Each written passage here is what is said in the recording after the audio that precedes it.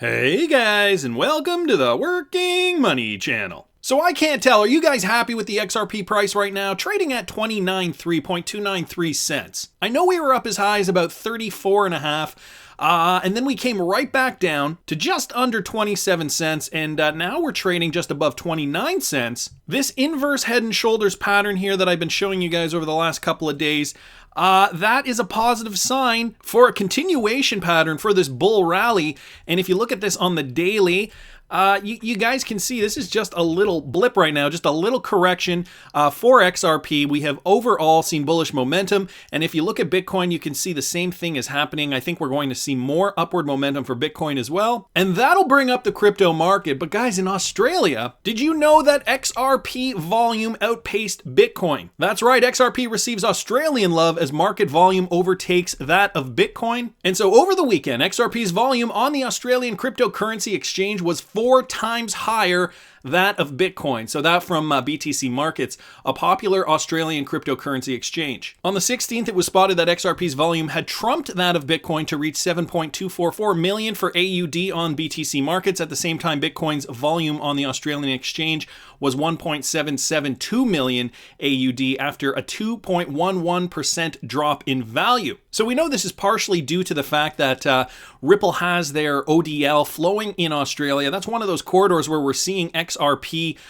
being leveraged for ODL. And the new CEO for this exchange, Caroline Bowler, said this in a statement: "Our clients are assured by our complementary asset protection fund, safe in the knowledge that their crypto assets are secure." So this talking about her exchange in particular. "Our ongoing priority is to look after the interests of our loyal customer base with continuous innovation and valued partnership. My experience will drive our strategic direction and ultimately our growth strategy for Australia and beyond. I look forward to working with the industry stakeholders as we continue our key role leading Australia towards a digital economy." So XRP price rising, and clearly Australia doing their part. On-demand liquidity flowing through that corridor, and I have a feeling we're going to continue to see this as the weeks go on, and perhaps even seeing more new all-time highs for XRP volume in that specific region. I saw this here from Real XRP Boy, that's at boy_XRP on Twitter. Standard Charter hires former Ripple Facebook executive Kahina Van Dyke. And so, as you guys know, Kahina Van Dyke recently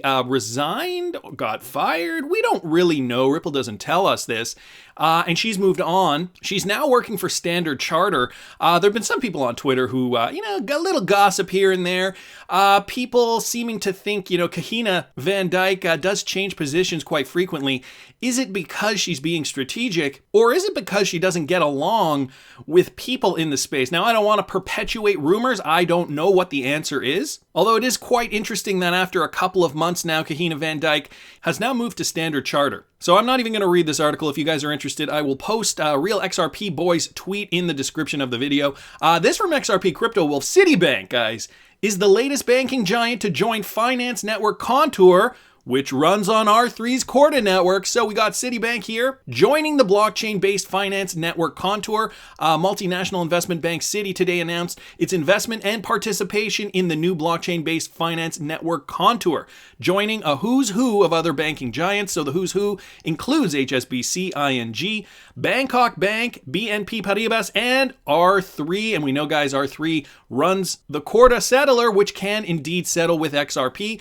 Just going to bring up this article here from back in January, and for those of you guys who do not know, Contour is built on R3's Corda platform, and as I mentioned before, can settle with XRP. That has been documented. So seeing greater collaboration from leading financial institutions shows how important revolutionizing the trade finance network is, Contour CEO Carl Wegner said in a statement. "To have a major global trade partner such as Citi join us is a huge validation of the work we are doing and allows us to continue creating great efficiency for the industry." So here's the announcement here, guys, posted from Twitter, from Contour's official Twitter. "We're pleased to announce that Citi has joined our trade finance network. The investment from Citi will help Contour continue to grow, as I had mentioned before. And the full story is in here, guys. I will link it in the description for those of you guys interested in knowing the details. And so I'm sure you guys can see that this is going way beyond cross-border payments, way beyond what Ripple originally intended to focus on with regards to the XRP ecosystem. Now, we've heard Ripple say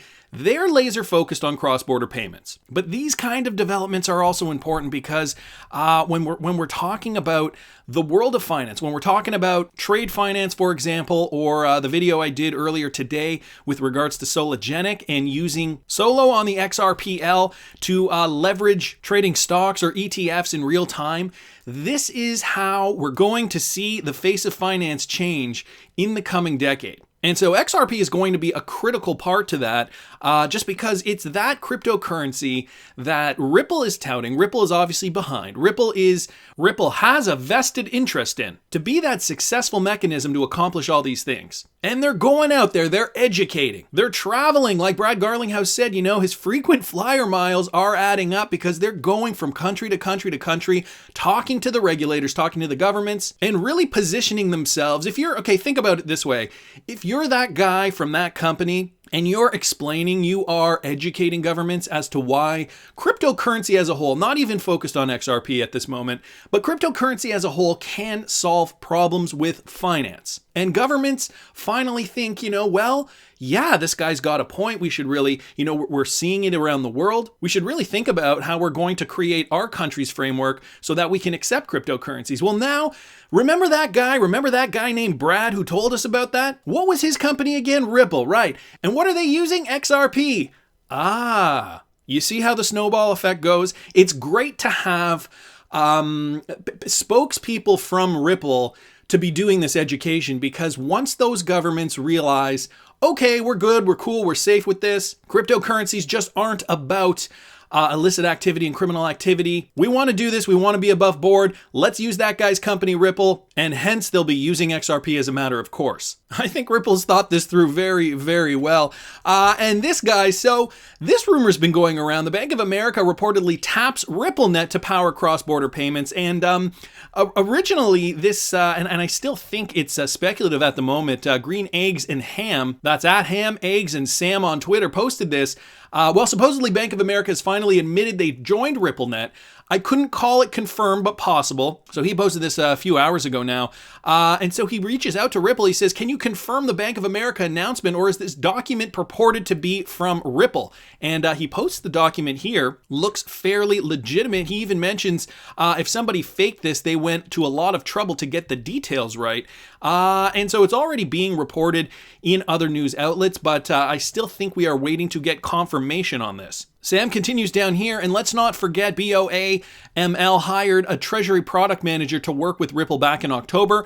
I think they're ready to go live, and RippleNet is about to start getting really big really fast. And that was Jayaprakash Jayapal, Director Senior Treasury Product Manager at Bank of America in New York. So what does iCrypto have to say here? Bank of America is no stranger to Ripple technology. In July of last year, the bank filed a patent application for a real-time international payment system that would be based on Ripple's DLT network. Now reports have surfaced that the multinational investment bank has joined RippleNet to power instant global payments using blockchain technology to make cross-border payments instant, cheap, and reliable. The document says that this new collaboration will make BOA one of the few global banks to adopt and leverage blockchain technology to enable interbank messaging and settlement for cross-border payments. So we are still waiting for confirmation, at least as of the recording of this video. I gotta thank Credible Crypto at Credible Crypto on Twitter for originally posting this, retweeting Sam's tweet here that I was reading originally. And guys, just think of this. If Bank of America isn't using Ripple now, they eventually will be in the future. I mean, this isn't hidden. The value of XRP is going to rise.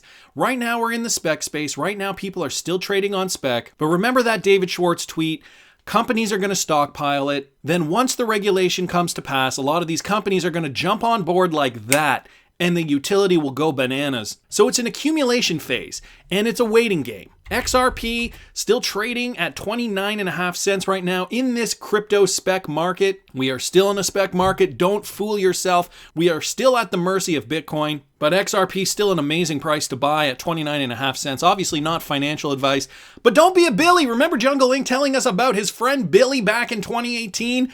Well, here's his sell and his buy sheet. And so thanks so much, Jungle, for posting this. This is great. Selling for almost $29 profit and another sell order for just over $350. at 0.006 cents, then buying back in at $2.78, and then again at $1.95. I wish we had the XRP education then that we do now, so now there's no excuse. Don't be a Billy. Don't let history repeat itself. You're in a good position to buy XRP at 29.5 cents, and we are closer than we ever have been to real-world utility adoption. Anyways, that's just my opinion, but I want to hear what you guys think. Please subscribe to the channel if you want to be eligible for the Ledger Nano X giveaway that I'm doing on March 15th. Like the video if you like the content I'm providing. I always love hearing your comments. See you in the next one, guys.